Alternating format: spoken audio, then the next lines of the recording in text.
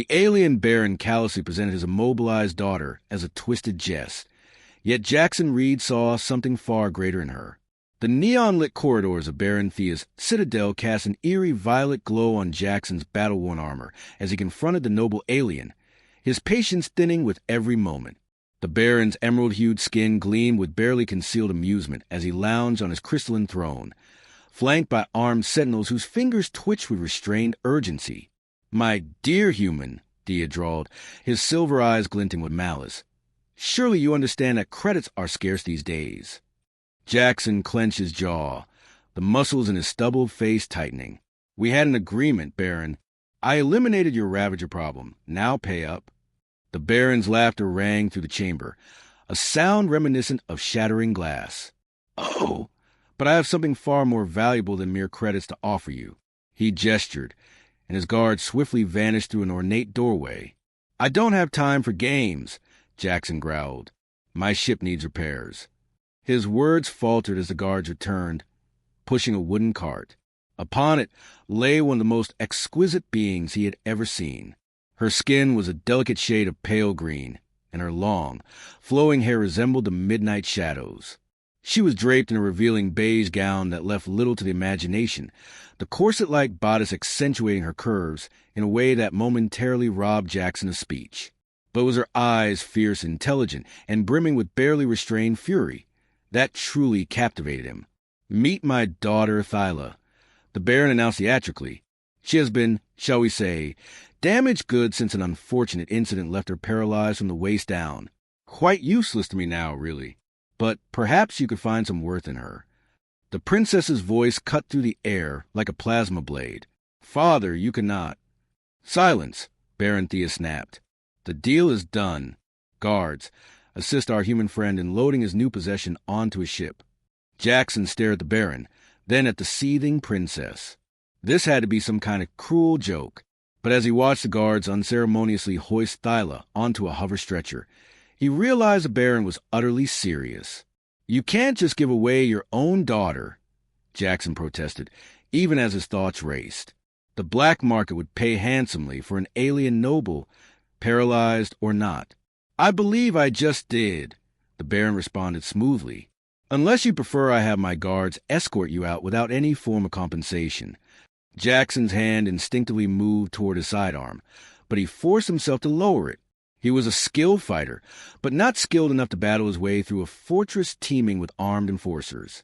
"Fine," he spat, "but this isn't over, Baron." As he followed the guards carrying Thila toward his ship, he felt her piercing gaze on him. Once they were out of earshot from the throne room, she spoke, her voice low and dangerous. "If you think I'm some helpless damsel for you to sell to the highest bidder, you're gravely mistaken, human." Jackson met her defiant gaze, surprised by the steel in her voice. "Lady, right now I'm just trying to get off this rock without getting shot. We can discuss your future market value later." A flicker of something amusement passed through her eyes before he could analyze it further. They reached his ship, the Stellar Vagrant. As the guards roughly transferred Thila to his cargo hold, which he had converted into a makeshift living space, Jackson couldn't shake the feeling that his life had just become infinitely more complicated. The Stellar Vagrant's engines roared to life as Jackson guided the ship away from the desolate citadel. Behind him, Thila sat propped against the wall, her elegant gown pooling around her like liquid starlight. "You're making a mistake if you think you can sell me," she said, breaking the tense silence. Her voice carried an aristocratic lilt that made her warning sound all the more menacing. "The black market traders you're considering? They're all in my father's pocket." Jackson kept his eyes on controls, though his jaw tightened. "Reading minds now, princess?" "Please," she scoffed. "I've seen that calculating look before. But I have something far more valuable to offer than whatever price you think I'll fetch." "Let me guess. Your eternal gratitude," he deadpanned. "Information." The word hung between them like a loaded weapon. Jackson finally turned to face her, studying her closely. The ambient lighting of the ship accentuated the subtle shimmer of her pale green skin. And for a moment, he found himself distracted by the way her chest rose and fell with each breath, the corset of her gown doing little to conceal her form. He forced his gaze back to her face. "Why would you betray your own father? Thyla's laughter was bitter. That man stopped being my father the day he deemed a paralyzed daughter worthless to his legacy. He's been trying to rid himself of me for months. First through marriage arrangements with decrepit old nobles, then through increasingly tragic accidents. This was just his latest ploy. Jackson moved closer, his boots echoing against the metal floor. "And I'm supposed to trust you?" "You don't have much choice," she replied with a hint of smugness. "Your ship's reactor is failing. I can hear the irregularity in the engine harmonics. You need credits for repairs, and my information could net you enough to buy 3 new ships." Jackson cursed under his breath. She was right. "Fine. Talk." "Not yet." Her eyes sparkled with intelligence. "First, we need to make a deal. I'll provide everything I know about my father's operations, but in return, you must help me access a restricted medical facility. There's experimental technology that could enable me to walk again." Jackson crossed his arms. "And why wouldn't I just extract the information through other means?" Thyla's smile was razor-sharp. "Because, Jackson Reed, I've researched you. You're many things. A mercenary, a smuggler, an occasional hero for the oppressed. But you're not that kind of monster." Jackson sighed, running a hand through his hair. He was in deeper than he'd planned. But something about this alien princess told him she was worth the risk. And that was dangerous. "All right, princess," he muttered. "Let's see if we can get you walking again." The journey through deep space was silent, save for the low hum of the stellar vagrant's thrusters. Jackson stole a glance at Thila, who sat in the co-pilot seat, her gaze fixed on the swirling void beyond the viewport. For all her earlier fire, she now seemed lost in thought, her elegant fingers gripping the armrest of her seat.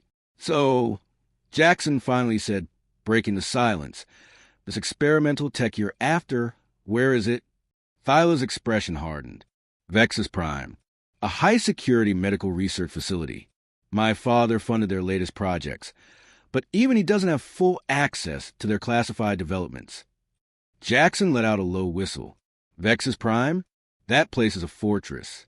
Getting in won't be easy." Thila turned to him, a knowing glint in her eyes. "I never said it would be, but you're resourceful, aren't you?" Jackson sighed, rubbing his temples. "What exactly am I smuggling you into?" "Some kind of cybernetic enhancement."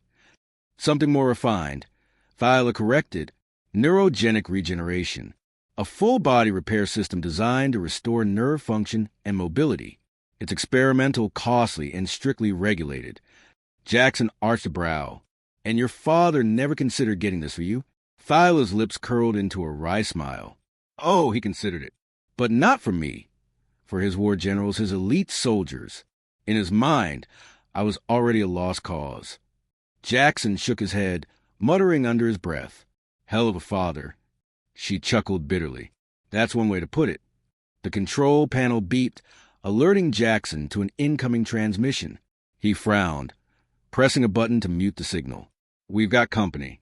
Patrol ships, probably scanning for fugitives." Thyla's posture tensed. If they traced my bio-signature, we're finished. Jackson thought fast, fingers dancing over the console. "I've got an idea, but you're not going to like it." Her eyes narrowed.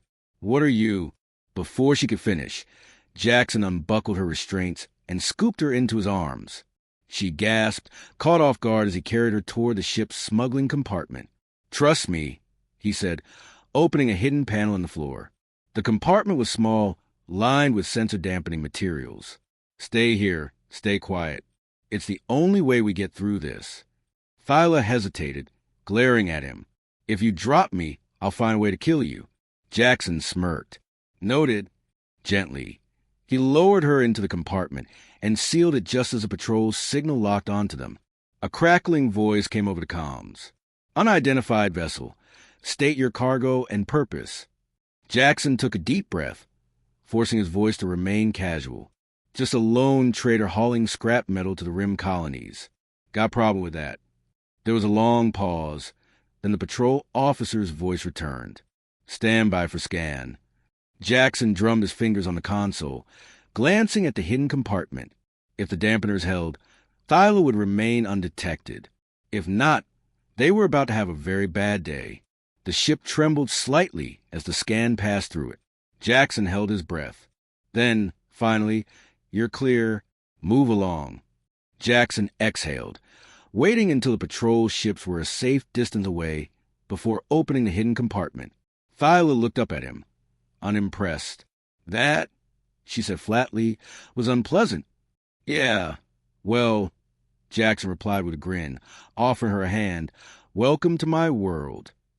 She took it, allowing him to lift her back into her seat. Their eyes met for a brief moment, an unspoken understanding passing between them. Vex's prime awaited, and neither of them was turning back now.